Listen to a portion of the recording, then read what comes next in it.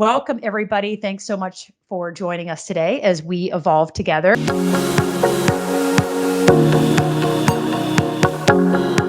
I am really excited to have Andrew here with me. Andrew, do you mind taking a second to introduce yourself and your company?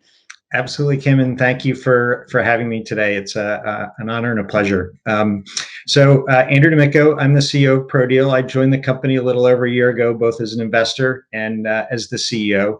And ProDeal is a company that's 4 years old with a focus on the lending and commercial real estate space. And our goal is to try and change the way the commercial real estate community closes deals from the old way, being email and PDF closing checklists, and the messes and insecurity that's involved in all that, and move it into basically a closing table in the cloud. So the idea is to marry a document management platform, a communication tool, and a closing checklist all in one piece of software so that our customers can close their deals on time every time.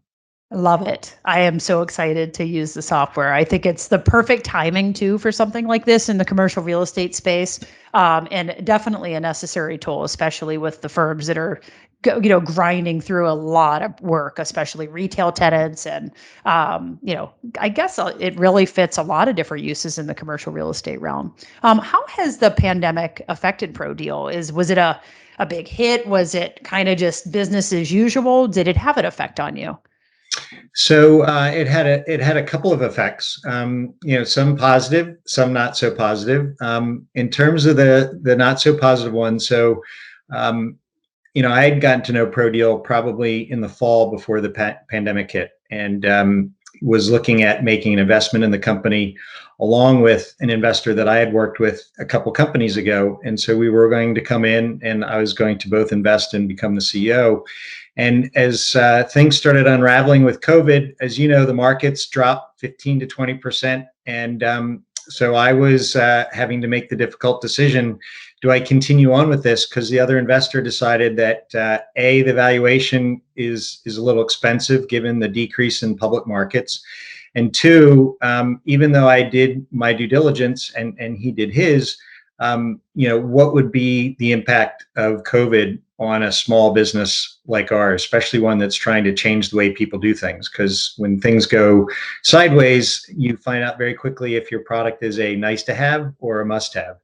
And so I decided to go ahead with the investment. I fell in love with the team, the company, the customers that I met.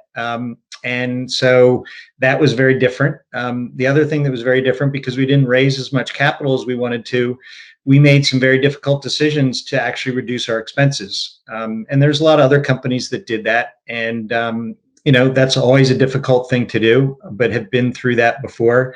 And at the end of the day, the goal was to make sure that we had plenty of cash in the bank so that we could weather the storm. And the good news is that starting July, August, the business started growing again. The other good news is we didn't lose any of our customers. So it really did turn out to be a must-have product, not a nice-to-have product. And so that was a pleasant surprise, I have to say. And the business grew 30% last year. And as you probably know, there are certain segments of the commercial real estate community that did really well last year. Industrials, multifamily, all were well. Obviously, hospitality and some of the big office type transactions are still challenging and starting to come back. But because we're such a small company, because part of the segment was coming back strong, we were able to do just fine. So I think the only other challenge was with our employees. We asked our employees to take a pay cut, which is always a difficult thing to do. And as a CEO, you just don't know what their reaction is going to be. And I just shared with the team this past week how thankful I am for their sacrifice. And we were able, based on achieving certain results, to bring their salaries back to 100% of where they were before COVID. That's great. And so being able to sit down with the leadership team, none of which you left, everybody worked just as hard or harder than they did during COVID than before COVID.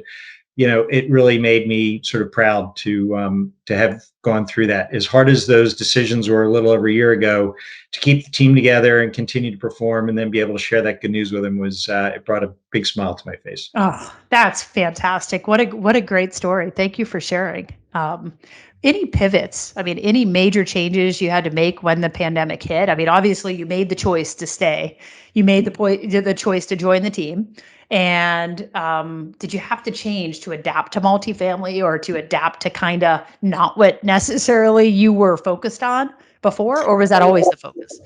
No, I think the focus really hasn't changed. I mean, we've tweaked some things that I would say don't really have anything to do with COVID. I mean, our sales process before I got here was primarily, phone calls and Zoom, because a lot of our customers are small to medium business lenders. And so it's really not cost effective to jump on planes, trains, and automobiles to go see them. Enterprise customers, we obviously spent time, with them, face to face, especially in New York, given that we're based in New York City, firms like Fortress and Paul Hastings and AmTrust Financial. But all of that stuff stopped because they were not allowing vendors to come to their offices. So we had to adjust in terms of how we sold to enterprises, the way we were selling to the SMB market. I think the other thing that changed, obviously, like most companies, we stopped coming to the office. We were in a WeWork facility in New York. And one of the positive things that came out of this, we made the decision as a WeWork member to sort of defray our payments.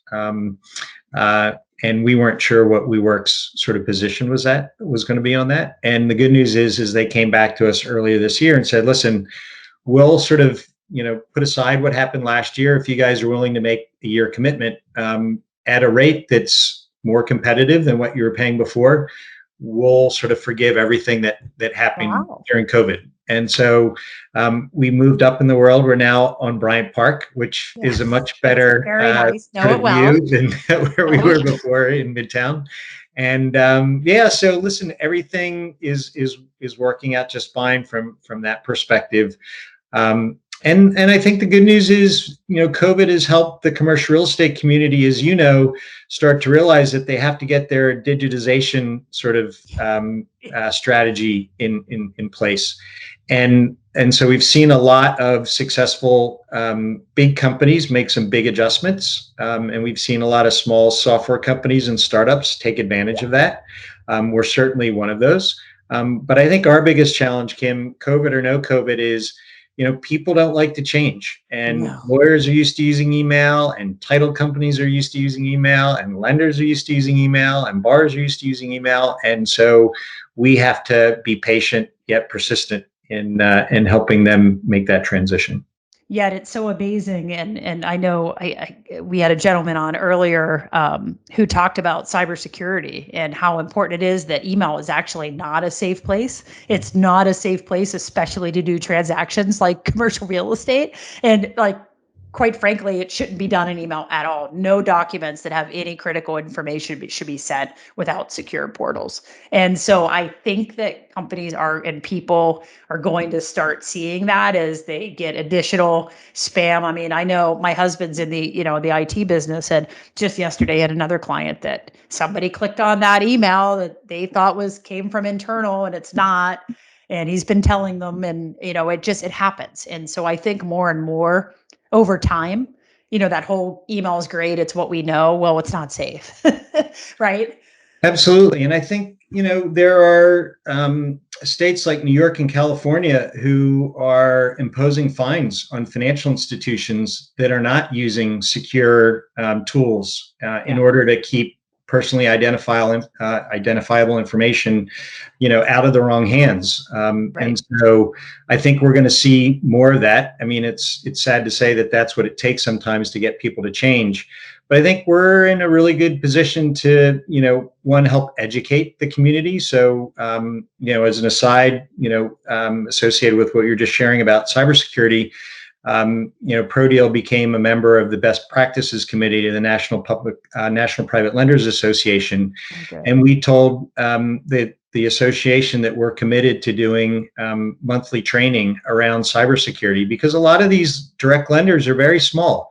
They don't have IT staffs. They don't have a cybersecurity expert. Many of them don't even have cyber insurance. So we're also looking at providing an insurance mechanism if you use ProDeal to protect you against, not wire fraud, because that gets too expensive. Most insurance companies won't cover that, But if some information gets accidentally shared and you have to disclose that, there are costs to that. You have to hire lawyers. And so the insurance would protect those kinds of things. So we're really trying to educate the community and not just try and sell them on the benefits of ProDeal, but help them understand that, you'll have a much more successful business over the long term if you look at tools like ProDeal to keep your information and your clients' information secure. Nobody wants to get embarrassed in the marketplace today. No, never, ever. And it can really, I mean, it can knock you out of business, a big transaction that goes, the wrong direction. So what does back to work look like? So you're going back to WeWork,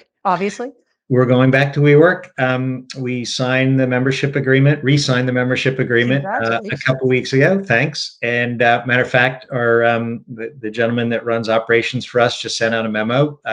All the stuff we put in storage is now coming out of storage and getting shipped to the office. That's so exciting. 4 or 5 is everybody going there, or are you going to be flexible? Like, what does your plan look like?